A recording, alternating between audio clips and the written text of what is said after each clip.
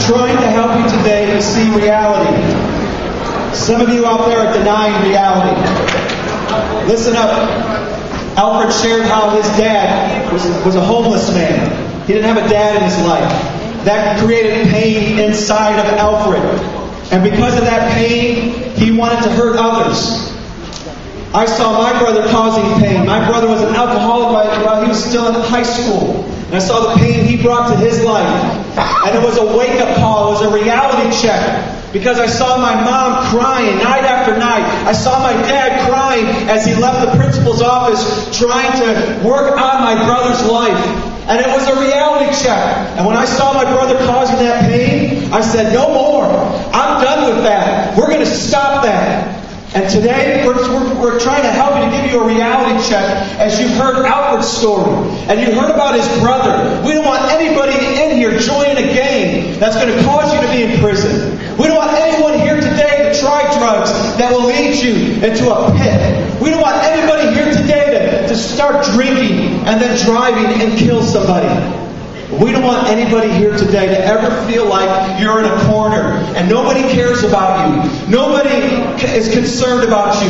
Nobody is thinking about you. And you start thinking about suicide. You start thinking about doing things that hurt yourself because people have called you names, because people have laughed at you, because students won't hang out with you. And you feel like there's no other choice than to end your life. We're helping you to get a reality check. And today I'm probably going to give you one of the best reality checks that you can have. Bud Peterson is here with us. His son committed suicide. He's coming out. He's going to share his story with you. I've told him, I said, Bud, your son's not here, but these students are. Whatever you would say to your son today, I want you to share with them. And so Bud's going to take some time and talk with you.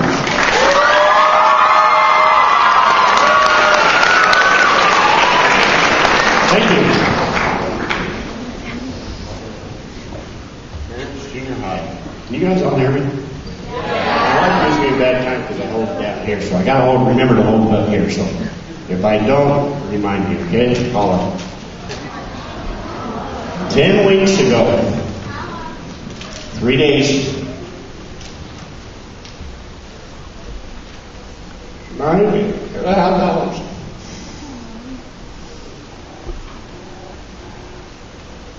My son took his life because of suicide, because of bullying. How many of you here, and I don't want to show of hands, but just think about it, have ever been bullied? How many of you here are bullied? And I'm not talking about physical, I'm talking about mental. See, when you mentally bully somebody, you teach them, you call them names, you segregate them, you don't let them play, you don't let them join in. That's bullying. Okay?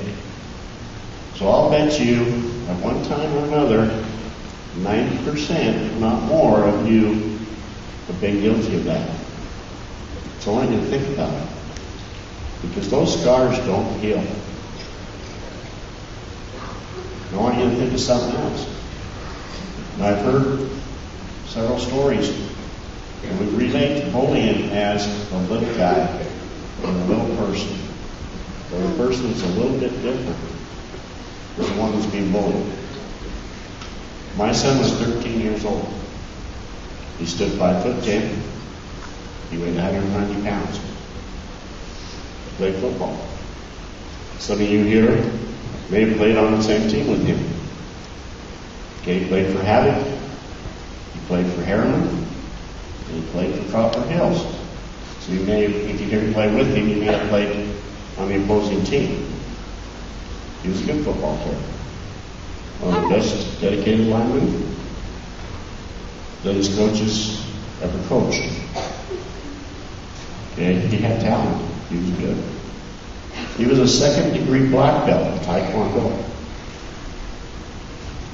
Okay? So he knew how to fight. And physically, he wasn't scared of anybody.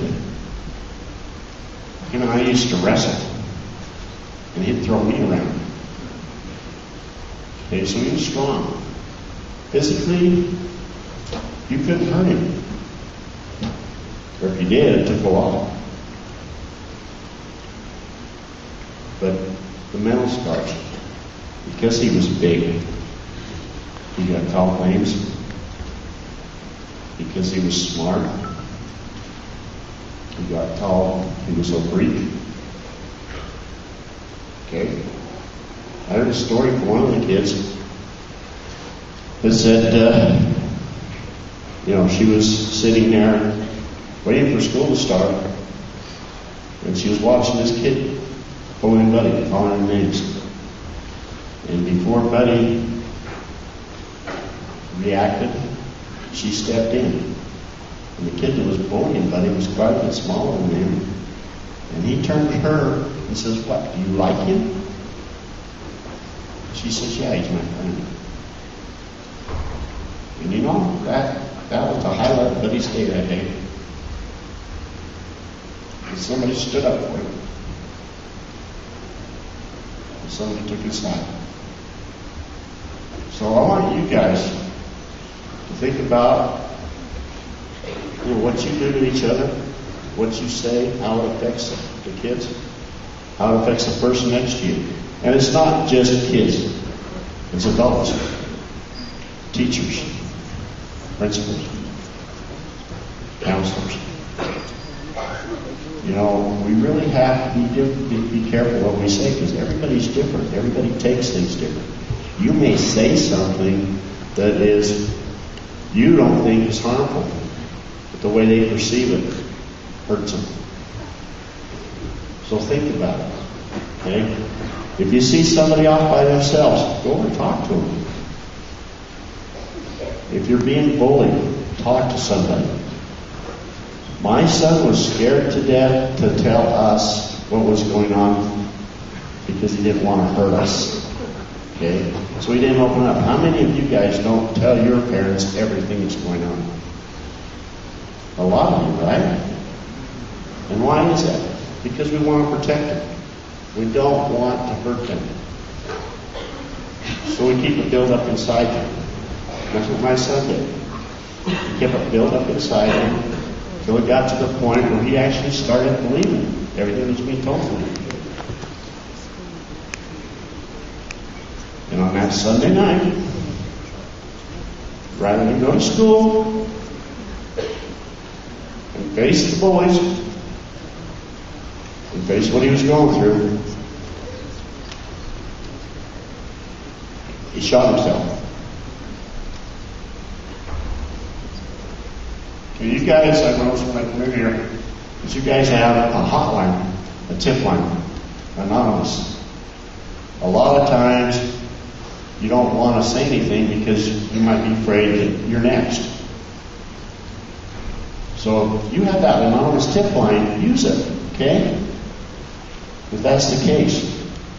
But if you see bullying going on, when you see harassment, and you see somebody that even is talking about suicide because of the way they're being treated, or there's any indication, and you do nothing, you're no better than the bullier. That's the point.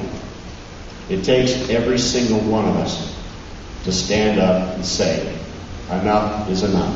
No more bullying. Can you guys do that? Yeah. Can you? Yeah. Okay. I'm going to hold you to that promise. Because I want you to promise yourselves, and I want you to promise me. That from this day forward, you're going to take a stand against it. And we're not going to have no more buddies. Okay?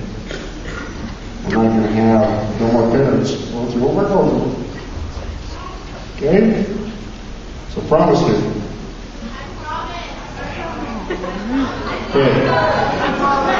All right. Well, thank you for your patience. Thank you for listening to me.